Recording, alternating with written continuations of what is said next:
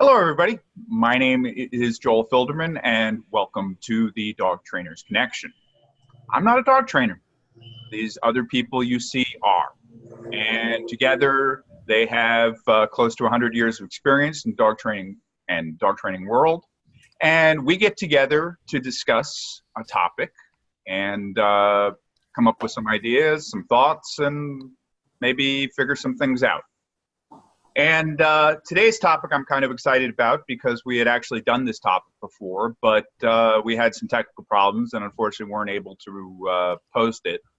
And so, like I said, I'm really excited to talk about this because when we did do it, it was a very interesting discussion. And I'm sure that today's will be as well. And that topic today is dogs and drugs.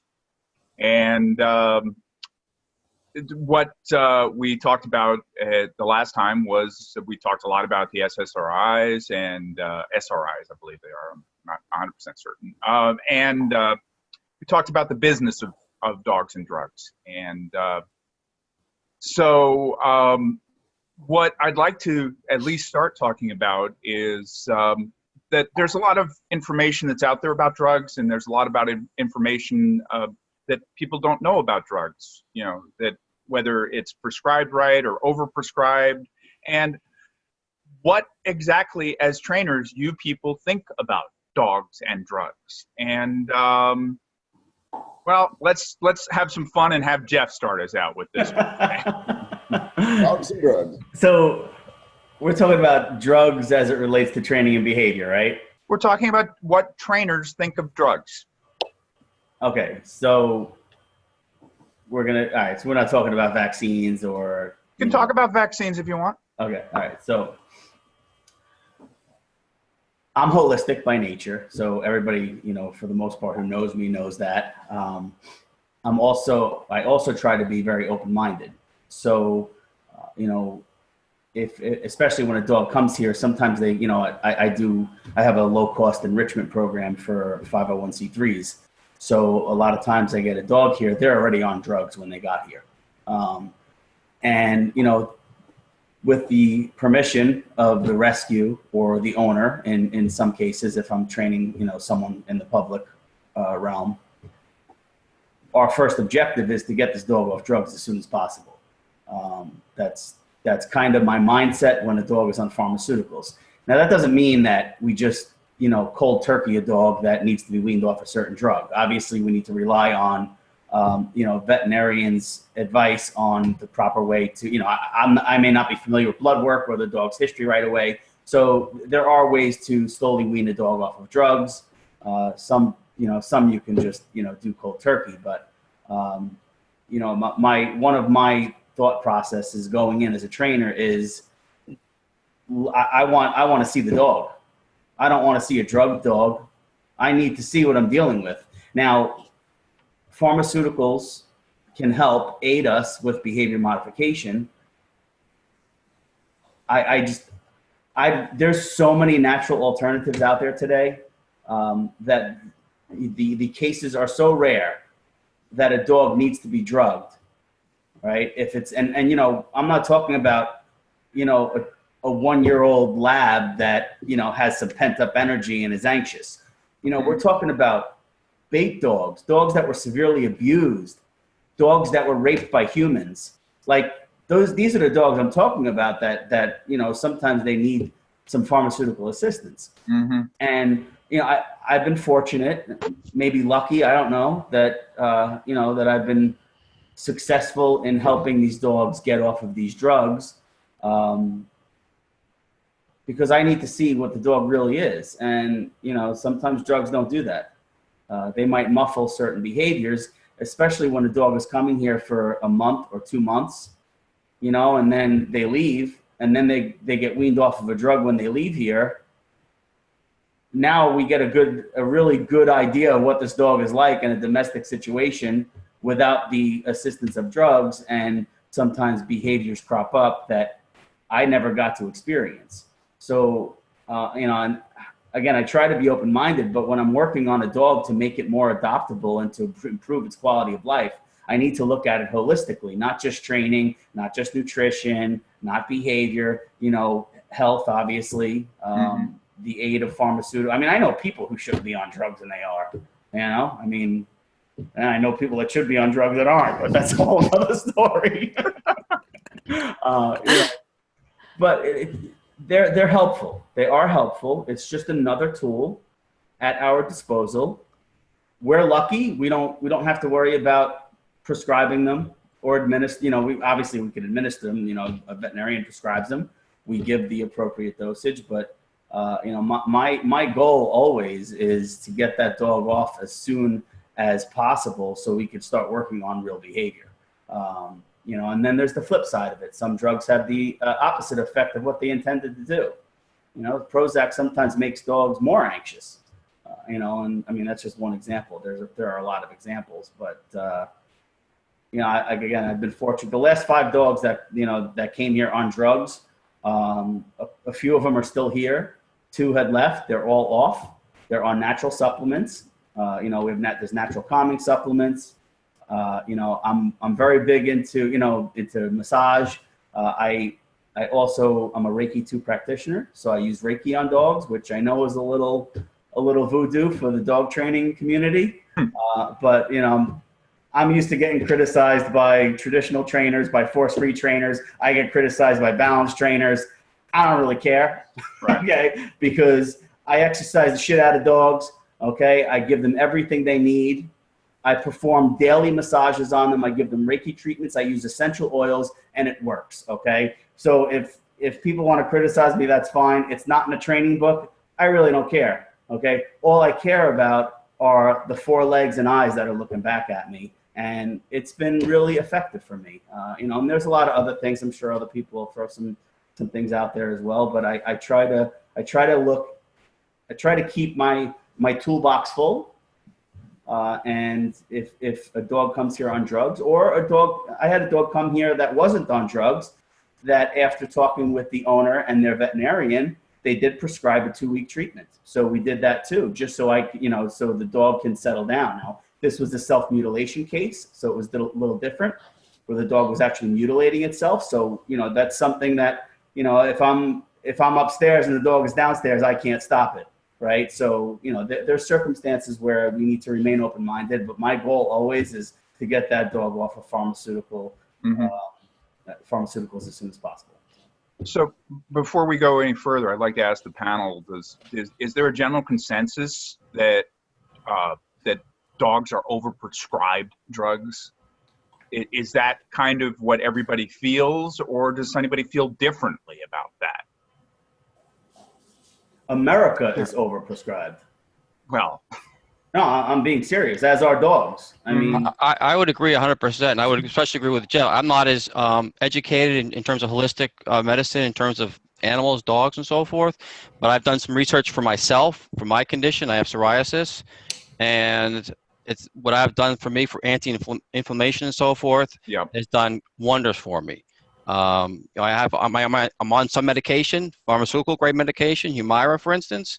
I know we're getting off a little bit off the subject here, but I'm also on some natural supplements, holistic, if you want to call it that. And they've done more for me than steroids, topical steroids. Sure. So I'm definitely a believer in this, and I feel that a lot of this is ahead of the time. So a lot of the stuff that Jeff's talking about, there may be some pharmaceutical grade, or there may be just natural products like that where vets are actually prescribing this stuff more than they are now. Maybe it's not just a holistic vet. Maybe it's just the traditional vet that's going to be prescribing this type of stuff. So I'm all on board on that.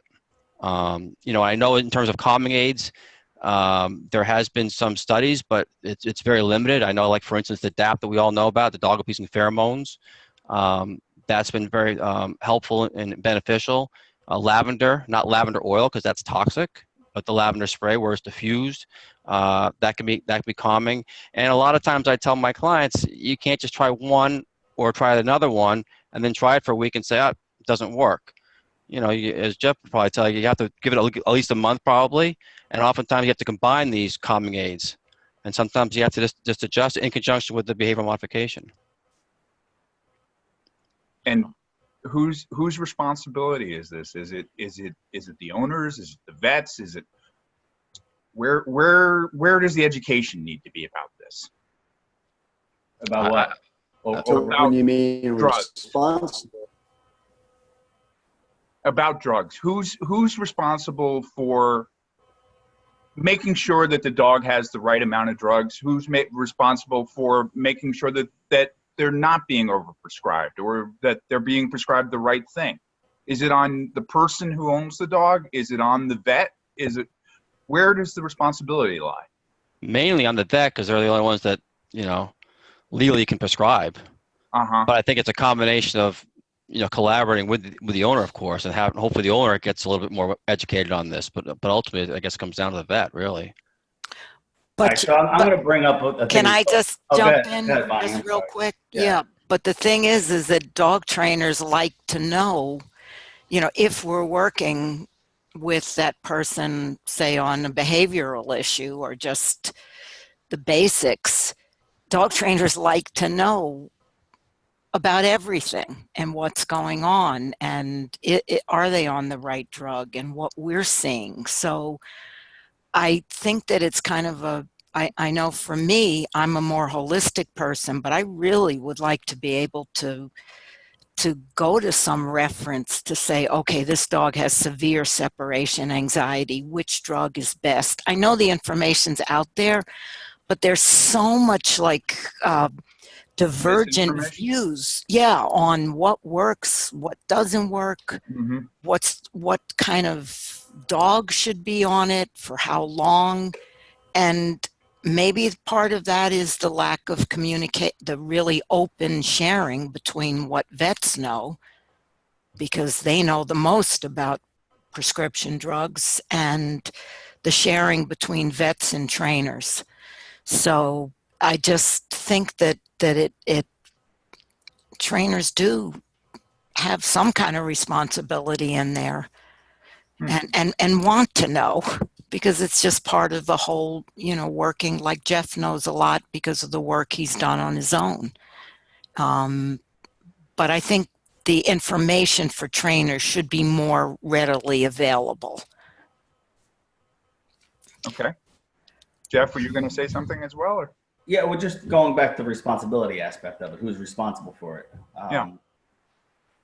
And I don't like to beat up on dog owners, but at the end of the day, would you allow your child to just be overprescribed?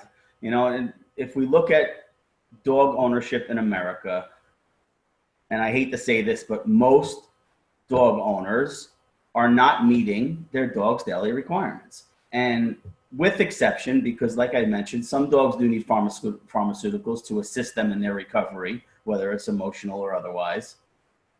But if you ask an owner that has a dog that is on some kind of pharmaceutical for anxiety or whatever, if you go through the questions, almost always you will see that they are not providing that dog with what it needs. Therefore, these behaviors crop up that the human determines to be behavioral problems. And, that therein, so, it's a quick fix. It really is. And granted, there are exceptions to the rule. I'm not going to, hammer this down, but there's exceptions to every rule. But for the most part, if you ask people who have dogs on drugs, you go down a checklist,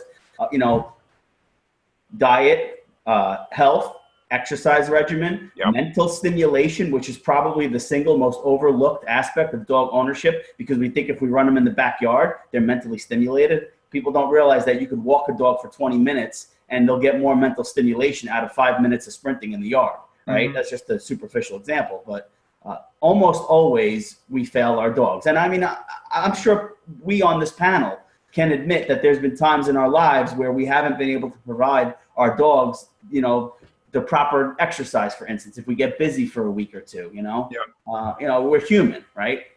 But ultimately the responsibility is on the dog owner.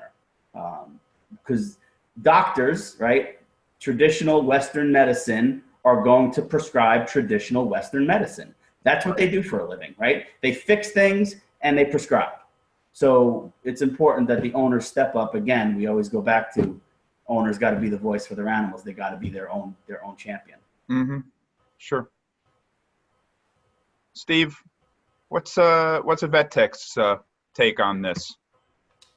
Well, I think that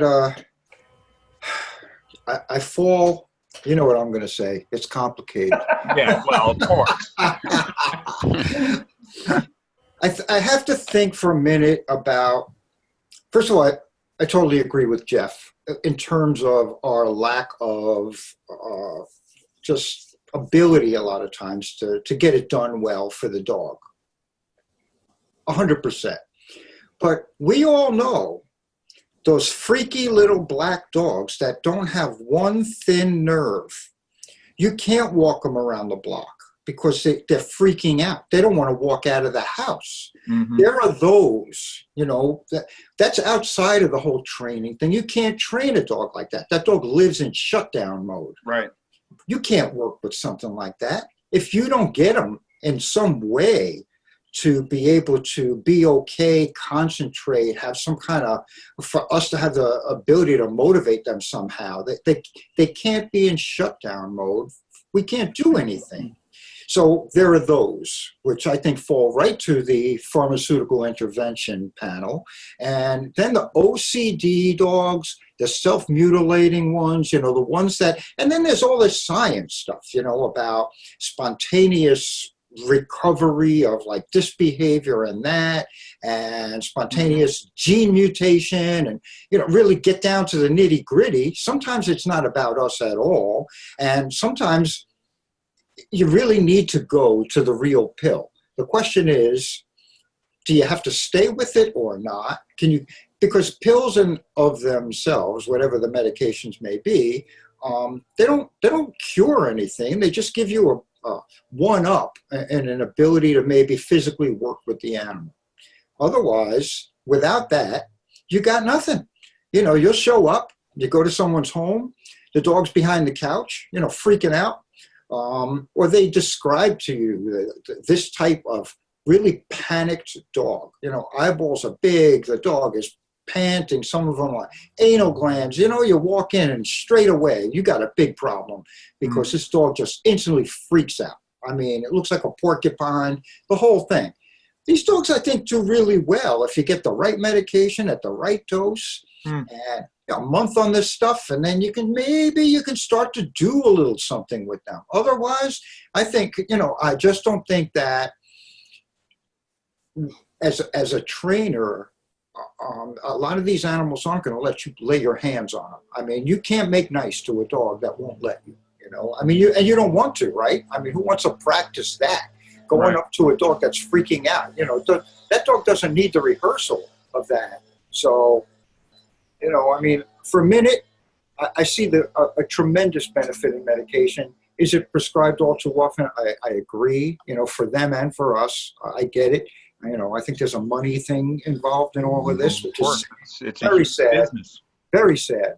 But, so there's a balance, I think. There really is a balance. If you use holistic remedies and they work, I'm like, yay. But if they don't, that doesn't mean you don't go the other way. I mean, I feel like you have to be flexible. And, how many times has Jeff said, I try to be open-minded about this because at the end of the day, we're there to try to help the animal, whatever that is. And we may not be that comfortable with what it might take to help that animal. And I'm going to tell you, years and years ago, Joe Bevins, the monk, said to me, in order to be a really good dog trainer, sometimes you have to become comfortable with things you wouldn't normally be comfortable with. And furthermore, you have to provide that same thing for your client. Make them comfortable with what they wouldn't normally be comfortable with. Now, all right, he was one of the monks, and so he was a little, at least with the pen, heavy-handed. And actual physically watching this man train a dog was a whole different story. So he might have been a little rough when he wrote the book. But honestly, I've been around him enough back in the day and trained along with him to watch his skill set, which is amazing. But he often would bring that type of wisdom. It's like, sometimes you got to do things that you're not comfortable with. Have the conviction that those things you're trying to do will be helpful. And if, I'm assuming, Steve, you're talking about the monks in Newskeed. Is that where? Okay. Yeah, just to be clear about it. Yeah. Okay. I just wanted to chime in, Joyce. What Steve talked about, the shutdown dog, reminded me of your Sasha webinar on Sasha, the shutdown dog. And I just thought, I don't think they used drugs, did they? They just left her alone. Yeah. Yeah. So. She wasn't trying to hurt anybody. Yeah. Oh, the difference, right? Panic attacks or, having major reactivity. She was literally just running away from everybody and wanting to hide. So, different case there. Right. And what's your take on this, Joyce? What's your take on the drugs with the dogs? And I think, we have a really unique position because the way my clients use me and the way I like to be used is as a support and a guide. I can't prescribe drugs. I can't, that's just not something I'm able to do. But when somebody comes to me and says, this is what's going on, this is how I feel about it, what do you think I should do? That's where I come in and say, well, maybe we should look into some holistic remedies, try some DAP diffuser, maybe some L-theanine, something on the holistic side. Let's give that some time and see how it goes. And then if we're not seeing any results, maybe we should talk to a veterinarian about adding in pharmaceuticals.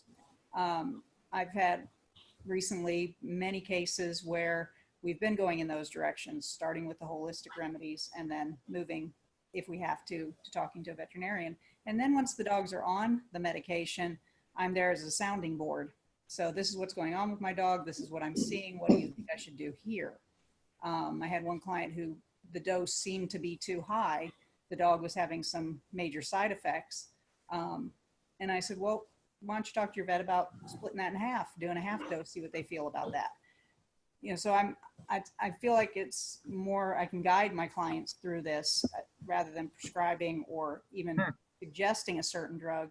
I can just be there for them through this whole process. Mm-hmm. And as they're seeing success, I'm right there with them doing training to, the behavior modification. Mm-hmm. But I have to be open-minded on how they're feeling about things. I can't just take my feelings into consideration and say, this is how I feel about it.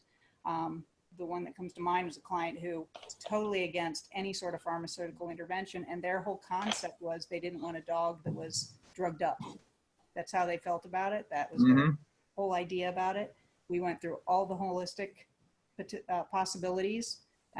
We had the L-theanine going. We had the DAP diffuser going. We had, oh goodness, what else do we have? We had several things going on. We were doing some diffusing of lavender. And finally they said, we really need something, we think a little bit, we're gonna talk to the vet.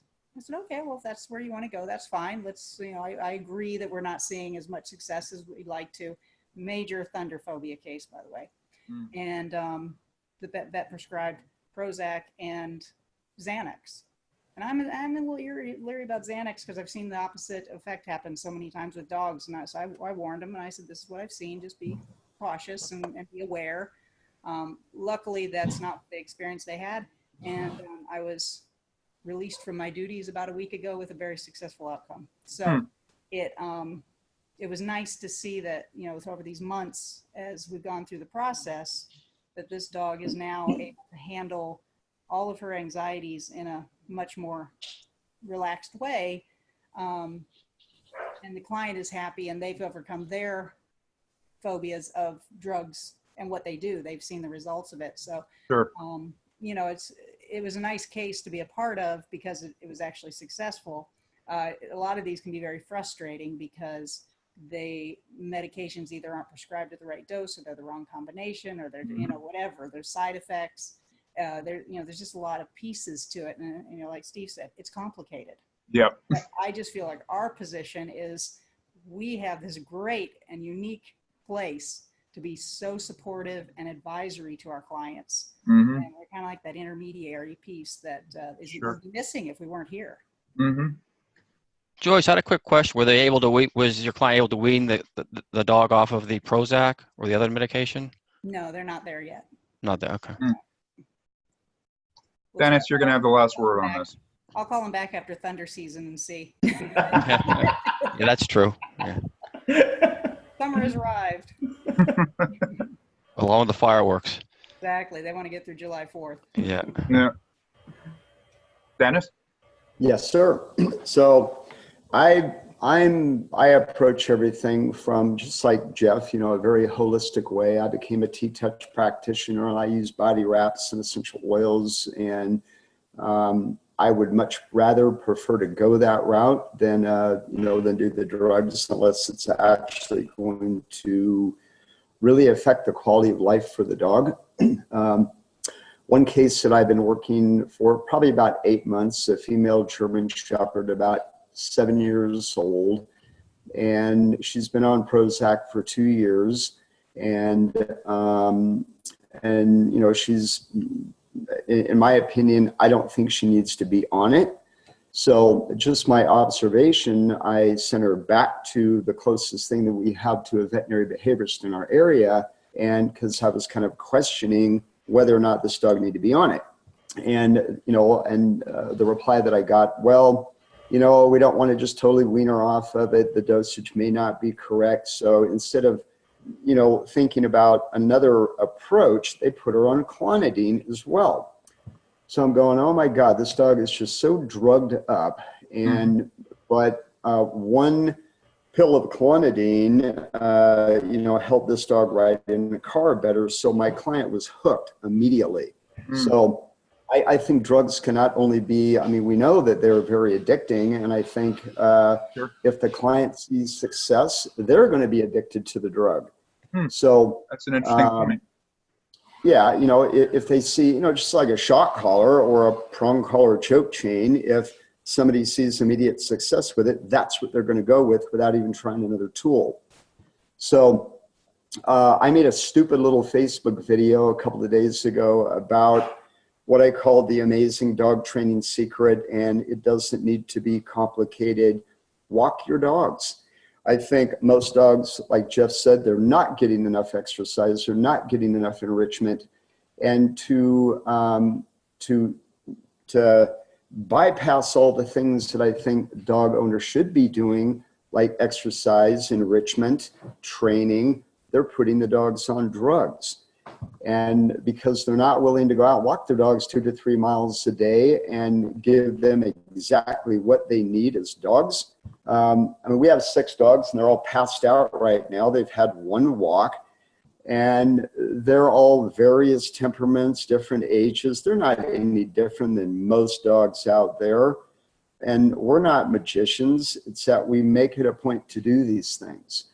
But there are some dogs that I have seen that I've worked with that absolutely have benefited from, pharmaceuticals, but the vast majority, like Jeff said, way too much going on. And I think it's because the clients get addicted to this quick thing that, just immediately happens. And then it's hard to wean the clients off of it because they see success. So instead of doing what they need to be doing with their dogs, they get hooked. We had a program called Battle Buddies, and Bonnie, interviewed a couple of my vet friends. Yeah. And one is a retired SEAL. Another one is a guy that just severe trauma in Afghanistan and Iraq. They had him on 36 different psychotropics and, different things. And, Tom, within 6 months of, doing what he really needed to be doing with himself, got completely off of the meds, and he hasn't been on any since. So, he found another way of dealing with his anxiety. But I don't know. I just think that most people are not doing what they need to be doing with their dogs in order to get rid of all this drug use. But I'm not saying that for some dogs it doesn't work, but I think just like kids with ADHD, Ritalin, Dexedrine, I think there's just too much of the stuff going on without really addressing the need. Yeah. So that's my 2 cents. Okay. Well, to quote Steve, and I guess to quote Joyce today, it's complicated. And as always, I want to thank you all for being here. I want to thank everybody for watching. And I hope that everybody found this to be an interesting discussion. I certainly did. And we'll see you next time. Thanks a lot. Bye. Bye. Bye.